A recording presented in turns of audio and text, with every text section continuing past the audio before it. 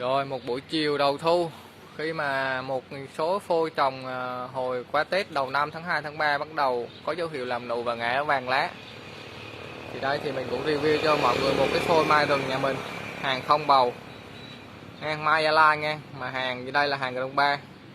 dòng lá tròn dài này, dòng lá tròn và là bầu và nó không dài lắm, thì nó giống nó rất nhanh nụ và đã làm nụ bó rồi, mặc dù là hàng không bầu và không cắt cốt cành chứ không có cắt lấy cành. Và review cho mọi người xem rễ luôn nha, rễ nổi luôn nha, đây rễ đây, còn nụ mình sẽ quay sau. Mọi người thấy không, rễ này,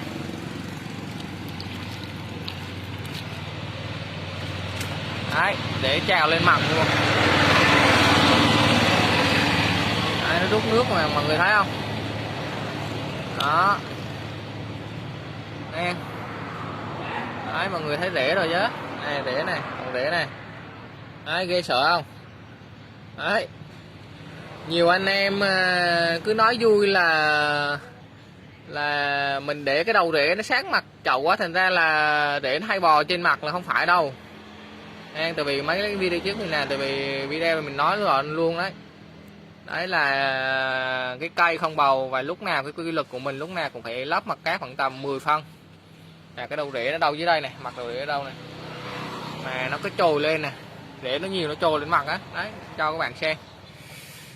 chứ không ai dám để cứ để sát mặt, là nhiều khi mình quên tới nước là nó cháy mất rễ mình đi nghe. Đó, và đây thì mình trả lời câu hỏi và mình nói luôn, đấy, để nó sao được anh em nhìn em biết nha, đó thấy không, trù lên mặt là chuyện bình thường. Và cái chất trồng mình ưa thích là cát phù sa, đấy, cát phù sa luôn cho các bạn thấy luôn nghe, đó, cát mình phù sa. Đấy thì mình chỉ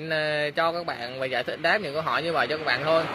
chứ còn mình nói các bạn, như các bạn hỏi mình nói các bạn làm theo, mà nhiều khi mình ngại trả lời vì sao các bạn làm theo không được, các bạn lại nói lại ngược lại mình là làm theo kiểu này kiểu kia, là cây chết này kia, thì nó cũng không hay lắm, nên thành ra mình chỉ review và chỉ nói như vậy thôi. Đấy, và cây bắt đầu quay ngã, bắt đầu thu đã chuyển màu lá và làm nụ rồi,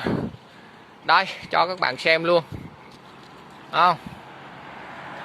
đó vô búp rồi nè, không, đã vô búp rồi nè, búp kim nè. Nên là mình mới nói với anh em là dòng mai Gia Lai lá tròn đây là nó rất là nhanh bông riêng nha anh em, nhất tranh bông riêng. Thì mình chơi thì mình cũng không có kiểu chơi theo cái hơi hướng mà chủ quan đâu, mình vẫn test hoa riêng xấu thì đầu năm sau mình ghép. Đấy, chân mầm riêng mình cũng đã lọc hết rồi nè, mình chọn những cái hướng mầm riêng khỏe là bắt đầu mình giữ, mình sang năm nếu mình test hơn riêng xấu là mình ghép nha mọi người. Đó, mình ghép cây này được may mắn là lên mầm riêng đều mặt luôn, và lên mầm riêng đều mặt luôn. Qua năm nếu đầu năm mà cái test hơi riêng xấu là mình sẽ là bắt đầu là mình ghép nha, nụ hoa bó nó có hết rồi nè. Đấy thì mình review cho anh em xem là một cái dòng mai nhanh bông nha, hoành 90, mặc dù cái cốt nó không bầu, để cọc để đây nghe. Cây này trồng hồi tháng 2 qua tháng 2 gần tháng 3 đó, thì đấy cho anh em xem lấy động lực nha. Rồi chào anh em luôn.